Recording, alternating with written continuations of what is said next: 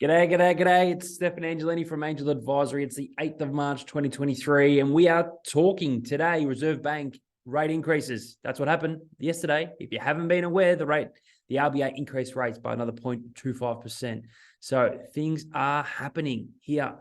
Now, what are we looking at? Why are the RBA increasing rates? We're going to delve deep into why they're doing it, the causes of inflation and GDP, and what they're trying to achieve by increasing rates. We're going to look at US rates and the impact that's having on the stock market. We are quite a different economy to the US, and therefore I'm just going to unpack that a little bit and why you might see the Australian stock market down today. Then we're going to talk about who benefits from rate increases. So who are the beneficiaries of it, but also who are the people that are suffering, not just property owners with debt, but who else are there. So stick with me as we work through it. Now, if you want to watch the full episode and watch me unpack this, head on over to our podcast, YouTube channel, or Spotify. Search for Real Wealth with Stefan Angelini. If you're staying on the line, thanks for listening. Here's a little disclaimer for you, just to let you know that this is just general information. Please don't consider it as personal advice. If you want any personal advice, go and speak to a licensed financial planner. If you want financial planners, seek out Angel Advisory. Go to hello@angeladvisory.com.au. We help people structure their investment portfolios and their super all the time. Now, let's get into it. So why are the RBA increasing rates? Well, basically, the Reserve Bank are taking a singular focus on demand destruction. So prices are increasing, inflation is increasing. The Reserve Bank cannot control the supply of goods. Now, if you think of simple economics, the higher the demand is, if supply stays the same, prices will increase. There's supply side that they cannot change the issues with the structural supply side issues that are out there. So they're going to make demand lower. The way to make demand lower is to increase the Reserve Bank cash rates, which means that everyone's going to be paying more on all their debt. And therefore, they're hoping that increased rates will stop people from spending. Now, that's the thing. To get inflation down, people need to stop spending. But at the moment, it's not really happening. And therefore, the cost of goods continues to rise and continues to increase.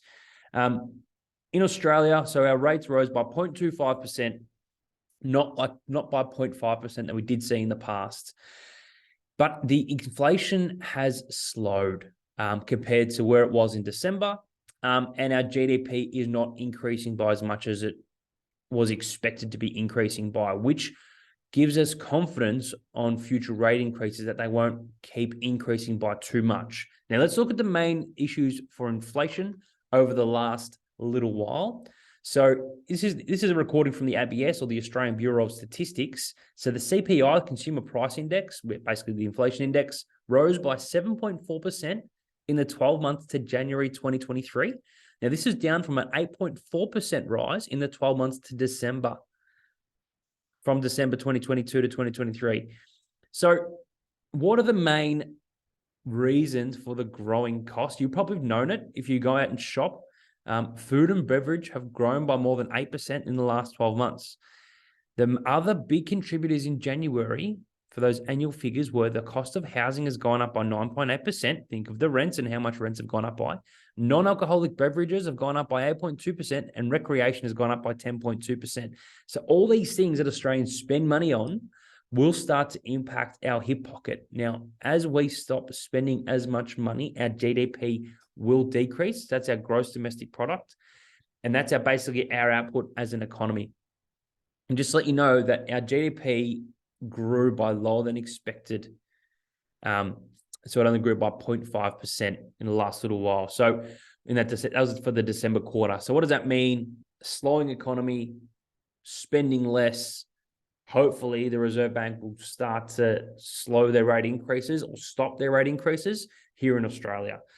Doesn't mean that's going to happen around the rest of the world. So just what's happened in the US, Jerome Powell, who's the chairman of the Federal Reserve, so basically he runs the RBA here in Australia, but over in the US, he actually came out to Congress yesterday and said that he's expecting rates to go a lot higher. So the latest economic data that he saw was stronger than expected. And therefore, he thinks the interest rates are going to be either increasing for longer or they're going to go harder a lot quicker. So that means a lot of economists have factored into the markets that there's going to be a 50 basis point hike in March. That has scared the markets a little bit. So the US market sold off quite a lot last night because the higher interest rates, less money people have.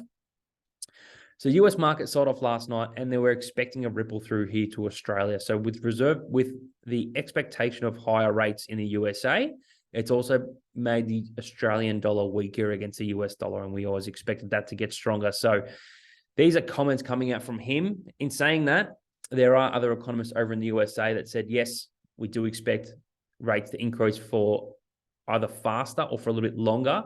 However, just given the current state of the economy and what's happening with the inflation over there, to ensure they don't hit a recession, they do still think that rates will start to be cut before the end of 2023. So that'll be a very interesting thing to watch. Like, will rates start to be cut quicker than expected? If that happens, then that's a different feeling to what the markets currently anticipate. So what you might see today is you might see the Australian Stock Exchange come off a little bit or actually be impacted. Overnight, we saw prices of both oil and gold fall sharply, and that's because of these higher interest rates as people flock towards things like government bonds. Now, let's look at who's benefiting from rate increases. If you've got cash, or if you are a risk-averse person, or even if you've got cash in your super, such as a self-managed super fund, you are the people that are benefiting. So you don't have debt. Cash was getting you 0.1% or nothing in your savings account. Cash should be getting you at least 2 to 3% now. You can get a risk-free government bond for 4 to 5 or 4 to 6%. You can lend money to banks for 5 to 6, 5 to 7%. You can go into other structured debt products, which can get you 6 to 7, 6 to 9% per year in income. So these risk-averse people who haven't wanted to have their money in property fluctuating, in equities fluctuating, can now get a pretty good return. And that's where we're seeing a lot of our focus as well. We get a lot of people that come to us with cash reserves in their bank account saying, I want to get better than cash rates that I've got in my bank. So because the reserve banks are increasing their rates around the world, it means that all these people with cash holdings will start to benefit a little bit. And if you are a person that is retired, that hasn't been paying much tax on the cash you've got in the bank, be aware, if you start to make interest, you will start to pay tax. So just think about that tax position for yourself. And the sufferers from rate increases. As you know, if you've got debt, if you've got household debt, you are going to suffer. If you've got investment properties and debt in your investment properties, you will suffer. We've had a few people come to us recently who have multiple properties and they're already in a cash flow deficit situation, which is going to amplify once their fixed rates come off. So you'll see a lot of these people starting to hurt. And if you're one of them, you're already seeing it or you are anticipating it. Other property holders. So if you've got investment properties, you're getting hurt by these RBA increases. If you're in equities, you would have been hurt by these RBA increases, and you were the first ones to get impacted because property is a lagging indicator, whereas equity markets trade off future expectations of where markets will be. And what hasn't come off too much, I would say, is residential properties, with yields still being quite high from a rental return perspective, but also commercial properties. So commercial properties haven't started to sell off too much. There's a lot lower debt levels in commercial properties, but what may happen is people, especially throughout 2021, hunted for commercial properties in order to get a better yield on their money, so a better return. They were buying commercial property assets at a 3% or 4% income rate off their purchase price.